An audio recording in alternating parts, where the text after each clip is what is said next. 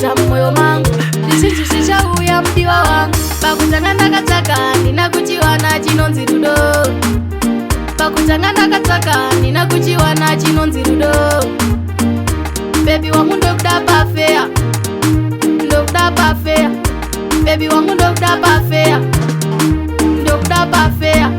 Ndinovimba naye kusvikira kwamutare. Pare harara ndichataura zvakare.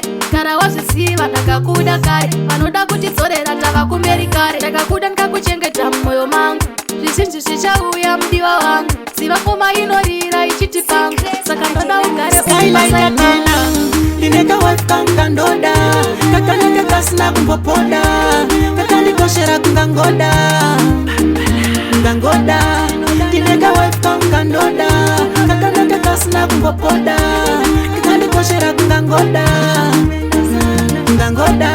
Pandinomutarisa ndega mumwoyo ndinotenda Mwari.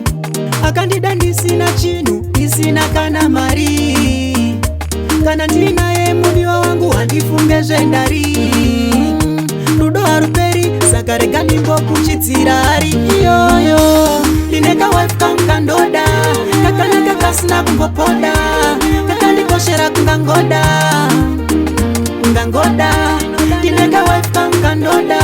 Kakanaka kasina kumbopoda. Kakandikoshera kungangoda. Kungangoda. Ndinovimba naye kusvikira kwamutare. Pare harara ndichataura zvakare. Kana wazvisiva ndakakuda kare. Vanoda kutidzorera tava kumberi kare. Ndakakuda ndikakuchengeta mumwoyo mangu. Zvizhinji zvichauya mudiwa wangu. Ziva pfuma inorira ichiti pangu. Saka ndoda ugare tena. Ndineka wife kanga ndoda. Kakanenge kasina kumbopoda. Kakandikoshera kungangoda. Kungangoda. Ndineka wife kanga ndoda. Kakanenge kasina kumbopoda. Kakandikoshera kungangoda.